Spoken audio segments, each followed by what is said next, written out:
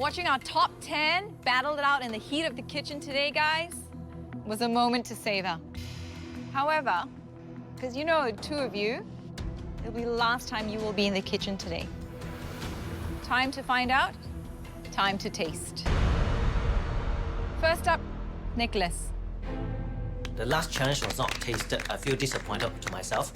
This round, I look at my dish and thinking that, is it okay? I think it's okay.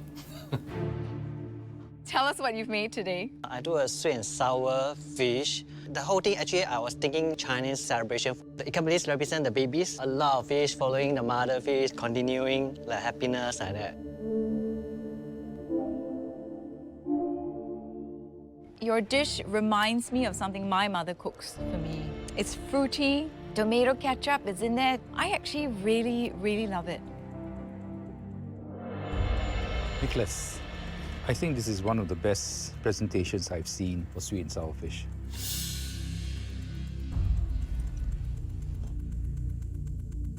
I love my tail. It's a very, very good balance of sour, sweet, and salt.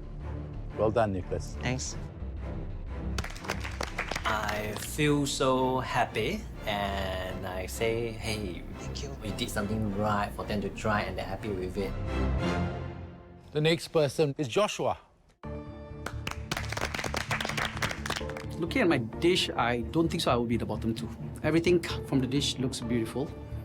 I call it the yin and the yang. It's a good luck steamed grouper with two kinds of sauce. The two sauces, I call it the prosperity sauces. Green represents longevity and the orange one represents gold. Both have yin and yang flavors. One is sweeter, one is saltier. That is not good. Scales in a fish A little bit, I scale a little bit, yeah. are a no-no for me. This is the part of the fish that contains the smaller scales. Let's get some meat out. Oh, it's super sweet, huh? Because this vegetable is a bit bitter, so I add a little bit of sake and sugar. Okay, to be fair, I'm going to try the salty and sweet together. I feel the sweetness is just too much. Before anything else, come. You're the only one who went out on a limb and did a fish head, so kudos to you. Favorite, just the collar right here.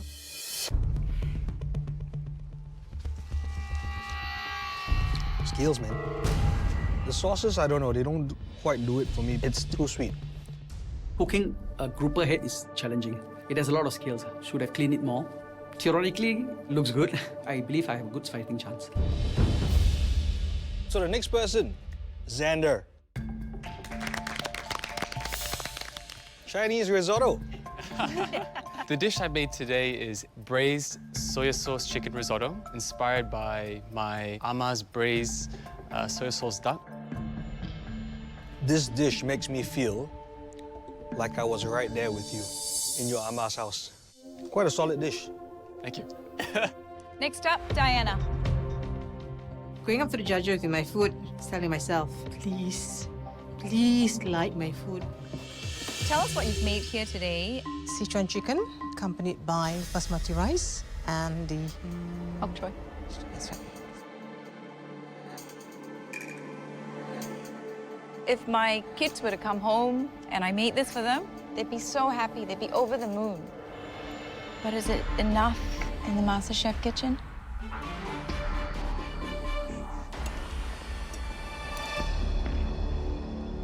Diana, Yes, sir. I'm a little bit disappointed. This is food, when I was a 16-year-old, that grandma used to cook for me. Unfortunately, in MasterChef, this doesn't make the grade. Mama, I'm in trouble. Vidia,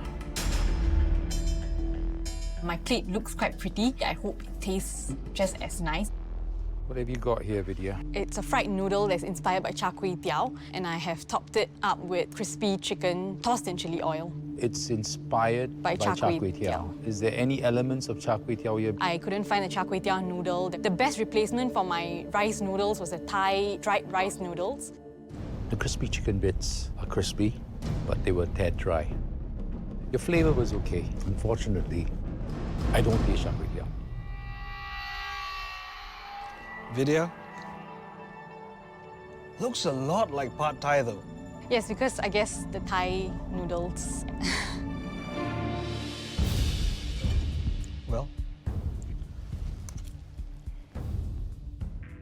I'm not sure that this is what you had in your mind. You started with the idea of char kway teow, but then as things revealed themselves, you couldn't find certain things in the pantry. You couldn't find cockles, you couldn't find kway teow. It would have been better if you'd taken a slight change of direction. Be flexible. Maybe my simple dish has good taste, so that would pull me through.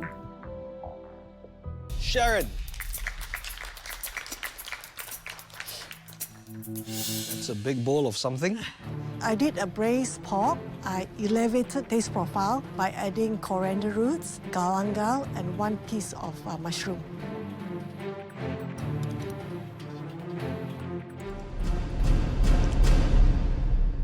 Listen carefully. Do you hear that sound? Silence. That was the sound of my little mind blowing. That's a good dish. Next up, shamsida. Wow, look at this. It's basically har cheong gai chicken in a mantou wrap, and then I have sweet chili sauce. Can I invite my friends to come and try this with me? Please do. Chicken cheers. Cheers.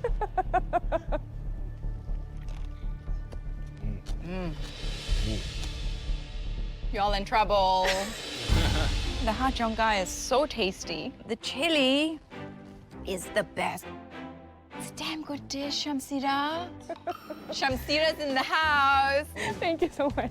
I'm so proud of myself. I'm thinking that, yeah, you got a chance for top dish with Chinese food. The next dish belongs to Somya. That's salmon skin? Yep. And is that also reflective of the filling inside of That's these? right. What do you call them? Are these dumplings or Pot what are these? stickers, but I'm going to call them don't be a sticker, pot sticker.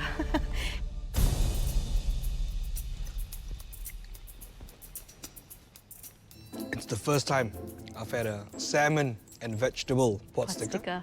I definitely like it.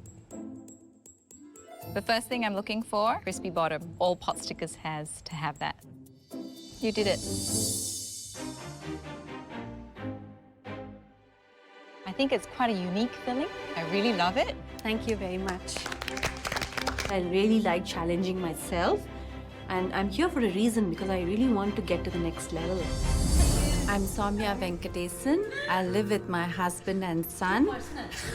My friends think of me as a fabulous cook of vegetarian food. I'm passionate about creating vegetarian food that's fun, hip, and healthy.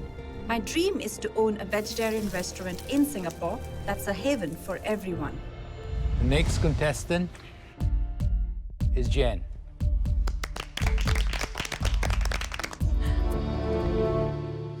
What have we here, Jen? Tong po roll or braised pork belly with puree of butternut squash, Yeah. a pickle of daikon, and kuo pa or like crispy rice at the Crispy rice. sides. Yeah. The vegetables are very good. Thank you. The pork's also very good. Thank you. The entire dish, star. Thank you. The last dish we'd like to taste belongs to Aaron. It took an hour to come up with this small, little, intricate dish. Aaron, tell us what you've made. It is a sous vide chicken breast. It's topped with a ginger and a spring onion jelly over mushy rice that I've cooked with the stock as well. The sides will be the deep-fried kailan. So why mushy rice? It's like mui fan, you know? It's a very Instagram-worthy dish, I must say. Thank you.